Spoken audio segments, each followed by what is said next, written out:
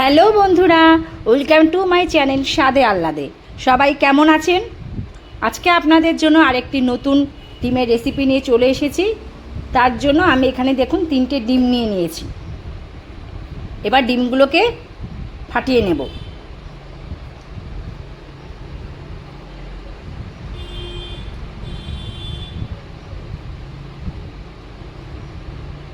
তিনটে ডিমই ফাটিয়ে নিয়েছি। এবার এতে ছোট চামচের 1 চামচের মতন লবণ দিয়ে দেব, দিয়ে ডিমগুলোকে ভালোভাবে ফেটিয়ে নেব।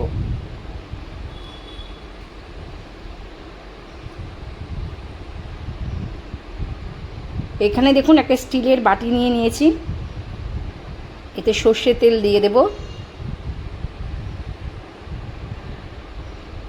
তেলটা দিয়ে বাটির চারিদিকটা দেখুন এরকমভাবে তেলটা লাগিয়ে নেব।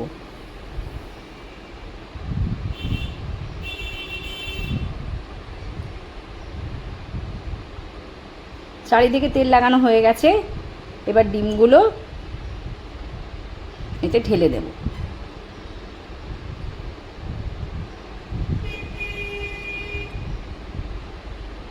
দিয়ে এবার ঢাকনাটা দিয়ে দেব।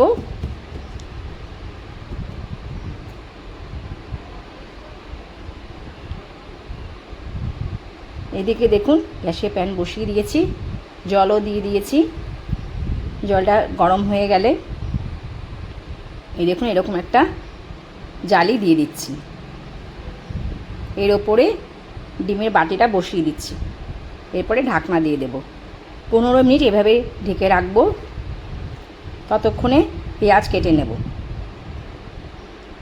চলুন পেঁয়াজগুলো কেটে নেওয়া যাক। আমি এখানে দেখুন 3টে মাঝারি সাইজের পেঁয়াজ নিয়েছি। এবার এই পেঁয়াজগুলোকে ঝিরিঝিরি করে কেটে নেব। পেঁয়াজ কাটা হয়ে গেছে। এবার পেঁয়াজগুলোকে একটি পাত্রে তুলে নেব। একটা সাইড করে রেখে দিচ্ছি। এদিকে দেখুন একটা ছোট সাইজের টমেটো, 2টো লঙ্কা, একটা রসুন আর 100 গ্রামের মতন আদা নিয়ে নিয়েছি। এবার এগুলোকে পেস্ট করে নেব। রসুনগুলো ছুলে নিয়েছি, আদাটা কুচি কুচি করে কেটে নিয়েছি। এবার এগুলো সব পেস্ট করে নিচ্ছি। পেস্ট করা হয়ে গেছে। এবার এটাকে সাইড করে রেখে দিচ্ছি। এদিকে একটা আলু নিয়েছি, আলুটা ছুলে স্কোয়ার স্কোয়ার করে কেটে নেব। আলু কাটা কমপ্লিট হয়ে গেছে। এদিকে 15 মিনিট হয়ে গেছে। ডিমটাকে এবার নামিয়ে নেব।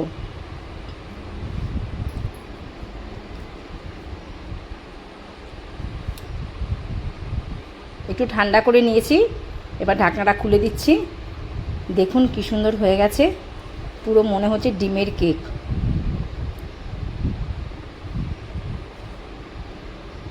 এবার একটা ছুরি দিয়ে চারিদিকটা এরকম করে কেটে নেব।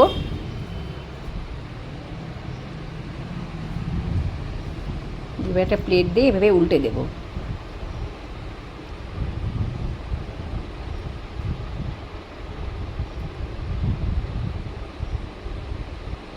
দেখুন কি সুন্দর হয়েছে। এবার এইটাকে স্কোয়ার করে কেটে নেব। আপনারা তো ডিমের ঝোল, ডিম পাতুরি অনেকেই খেয়েছেন। এই রেসিপিটা একবার ট্রাই করবেন, খুব টেস্টি লাগে। কড়াই গরম হয়ে গেছে। এবার এতে ডিমগুলো ভেজে নেব। আমি এখানে তেল দিইনি, কারণ ডিমগুলো যখন ভাপে দিয়েছিলাম তার মধ্যে তেল দিয়েছিলাম, সেই কারণে আর তেল এখানে দিচ্ছি না। এটাকে একটু উল্টে পাল্টে ভেজে নেব হালকা লাল লাল করে।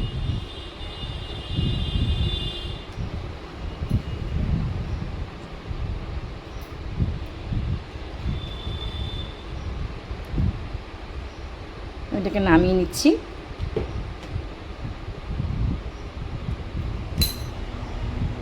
এবার কড়াইতে তেল দিয়ে দেব।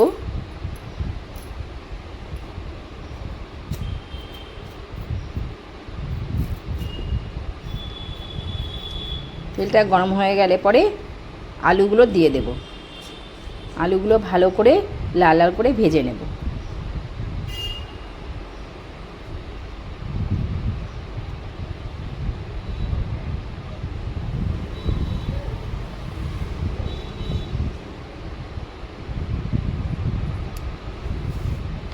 একটু লবণ দিয়ে দিয়েছি আর দিয়ে দিয়েছি একটু হলুদ। এবারে আলুগুলোকে ভালোভাবে ভেজে নেব। আলুগুলো ভাজা ভাজা হয়ে গেছে, আলুগুলো তুলে নিচ্ছি।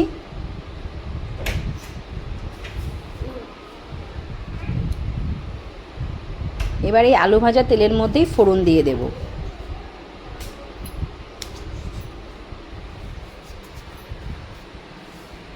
আমি এখানে গোটা জিরে ফোড়ন দিয়ে দিয়েছি, ছোটো চামচের 1 চামচের মতন। দিয়ে দিচ্ছি তেজপাতা, একটা শুকনো লঙ্কা, একটা এলাচ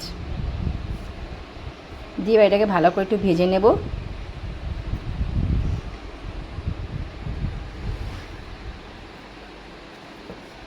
এটা ভাজা ভাজা হয়ে গেলে এবার এতে কুচনো পেঁয়াজগুলো দিয়ে দেব।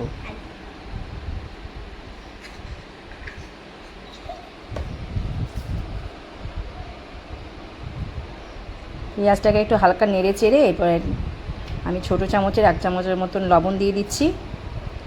লবণটা দিলে কি হবে, পেঁয়াজগুলো তাড়াতাড়ি মজে যাবে। একটু ঢাকনা দিয়ে দিচ্ছি।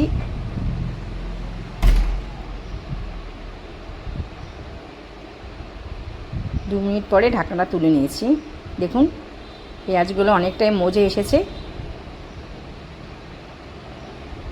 এবার এতে আমি যে আলুগুলো ভেজে রেখেছিলাম সে আলুগুলো দিয়ে দেব, কারণ আমি আলুগুলো সেদ্ধ করিনি।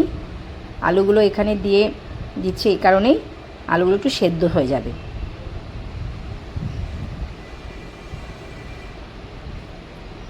দেখুন ঢাকনাটা তুলে নিয়েছি, আলু পেঁয়াজ দুটোই ভালোভাবে মজে গেছে। এবার যে মশলাগুলো বেটে রেখেছিলাম, টমেটো, আদা, রসুন, লঙ্কা, সেটা দিয়ে দিচ্ছি।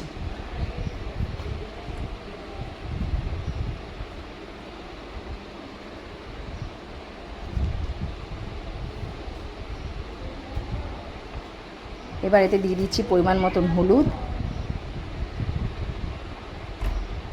দিয়ে দিচ্ছি 1 চামচের মতন লবণ,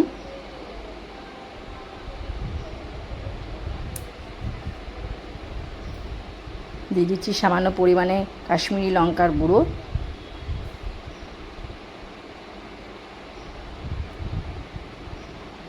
দিয়ে দিচ্ছি 1 চামচের মতন ধনিয়া গুঁড়ো,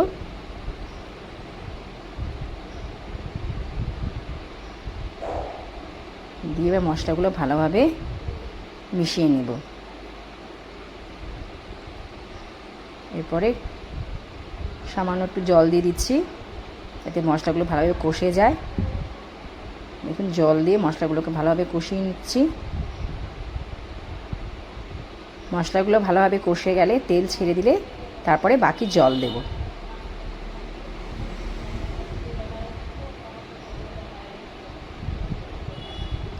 আমি এখানে 1.5 গ্লাসের মতন জল দিয়েছি।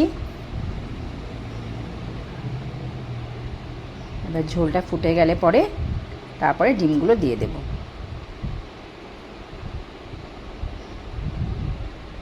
বাড়িতে অবশ্যই এই রেসিপিটা একবার ট্রাই করবেন, খেতে খুব ভালো লাগে এবং কমেন্টস করে অবশ্যই জানাবেন কেমন হয়েছে।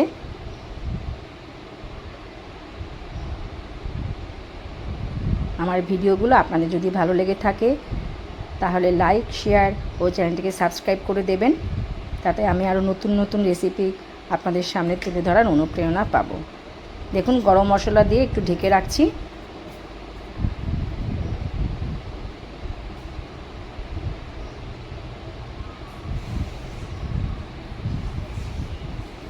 রেডি ভাপা ডিমের রসা, ভাতের সাথে রুটির সাথে আপনারা এটা পরিবেশন করতে পারেন।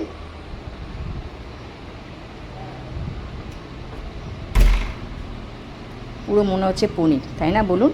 কমেন্টস করে কিন্তু অবশ্যই জানাবেন। আমার ভিডিওটি শেষ পর্যন্ত দেখার জন্য সবাইকে অসংখ্য ধন্যবাদ।